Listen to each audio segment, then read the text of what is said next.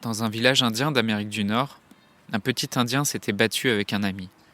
Le voyant très en colère, son grand-père lui raconte l'histoire des deux loups. Moi aussi, ça m'arrive d'être très énervé contre ceux qui m'ont blessé. Mais cette colère ne blesse pas mon ennemi.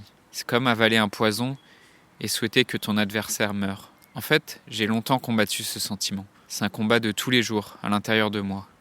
Un combat entre deux loups. Deux loups, grand-père ? Lui demande l'enfant. Oui.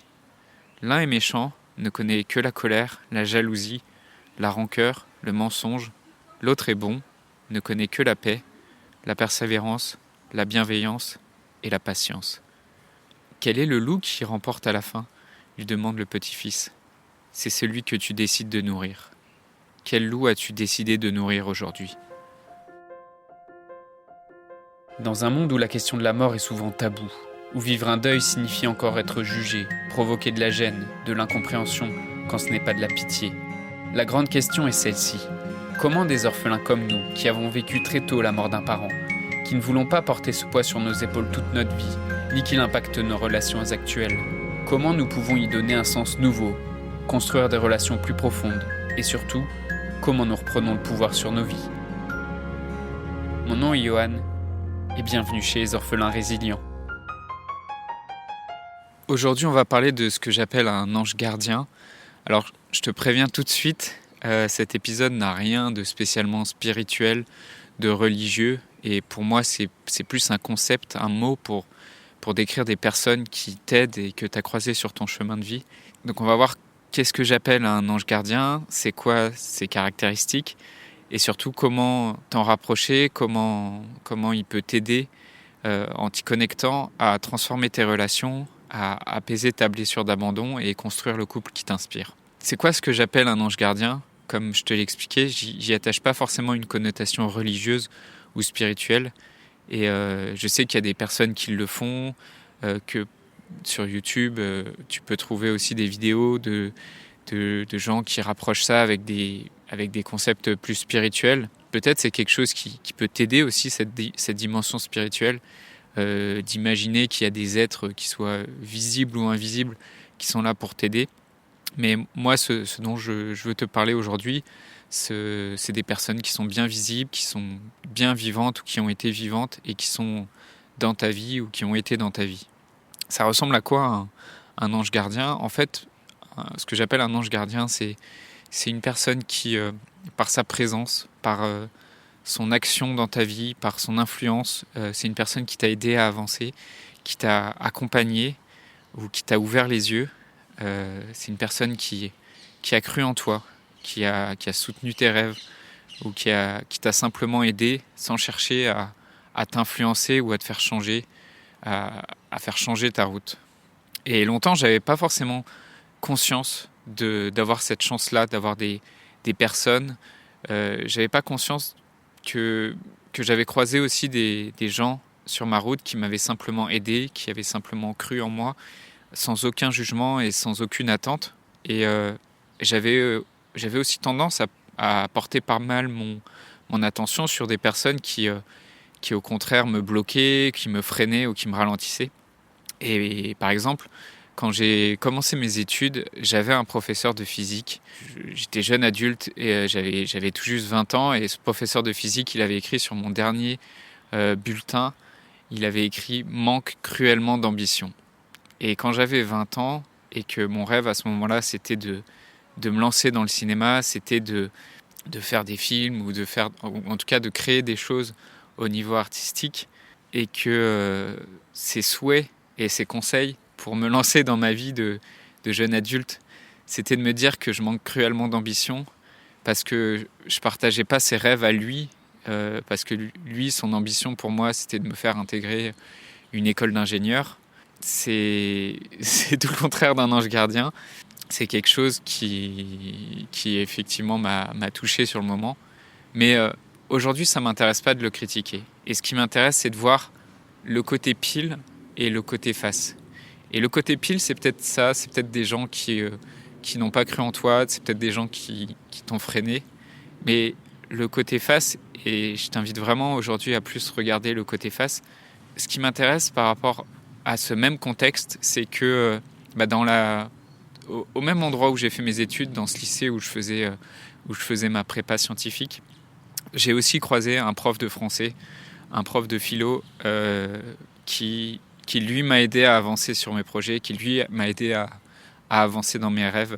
Et c'est ce prof qui m'a appris à faire une lettre de motivation, qui m'a appris à me vendre, il a compris en fait c'était quoi mes aspirations, c'était quoi mes ambitions profondes, et même sans forcément chercher à les comprendre, il m'a juste aidé en fait, peu importe le contexte, peu importe que je sois au bon endroit, parce que c'était une prépa qui justement amenait les gens à préparer plutôt des concours d'école d'ingénieurs.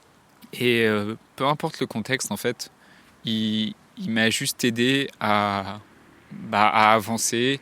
Il m'a appris ce qu'il avait à m'apprendre. Et c'est quelque chose de savoir me vendre, de savoir faire une lettre de motivation. C'est quelque chose qui m'a aidé à plein de reprises dans ma vie par la suite. Et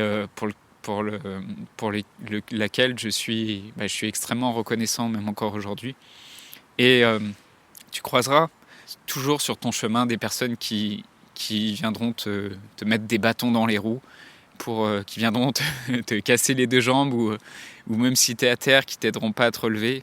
Mais tu croiseras aussi des personnes qui sont bienveillantes, qui peuvent être compréhensibles, et qui pourront t'aider d'une façon ou d'une autre. Et ce qui compte, c'est à qui tu préfères accorder de l'importance, à qui tu souhaites diriger tes pensées et ta confiance. Des exemples, des rencontres dans ma vie, des anges gardiens, des personnes qui m'ont soutenu et qui m'ont inspiré, il y en a plein d'autres. Je pense que tu commences à voir aussi comment ça peut t'aider, comment te rapprocher de ce genre de personnes, comment y penser, ça décuple ton énergie, ça te donne de la motivation, ça te donne de la confiance en toi et de la confiance dans tes rêves. Récemment, j'ai repensé à ça parce que j'ai retrouvé une lettre que m'avait écrite une prof de français quand j'étais en 5e.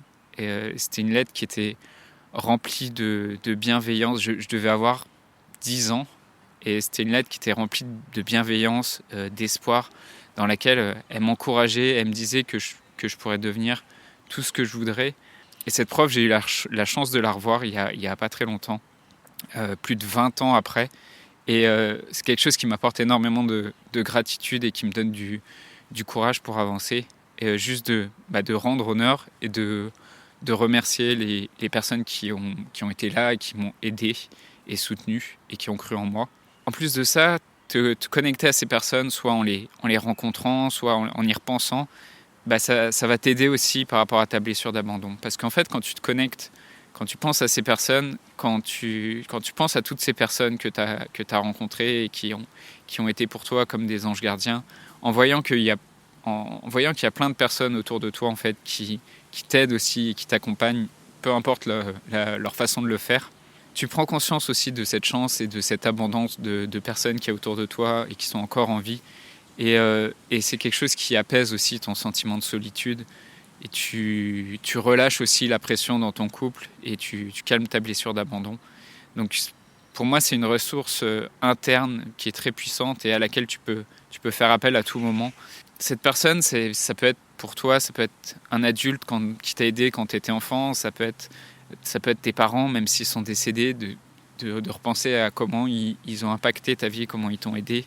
Ça peut être un auteur aussi, ça peut être un artiste, une personne que tu n'as pas forcément rencontrée de visu, mais qui t'a inspiré, ou un livre qui t'a lu, ou un ami qui t'a soutenu.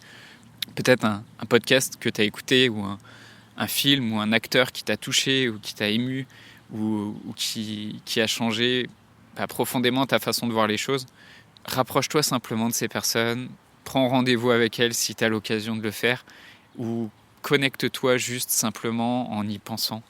Voilà, c'est ce que je peux t'apporter aujourd'hui comme conseil pour t'aider avec ce concept des anges gardiens. Je voudrais te remercier d'avoir écouté cet épisode et j'espère sincèrement que ce que j'ai partagé aujourd'hui t'a aidé. Si ça t'a aidé, alors assure-toi de le partager avec un autre orphelin qui en a besoin. J'ai mis récemment en ligne la masterclass « Construire un couple épanoui malgré le deuil d'un parent ».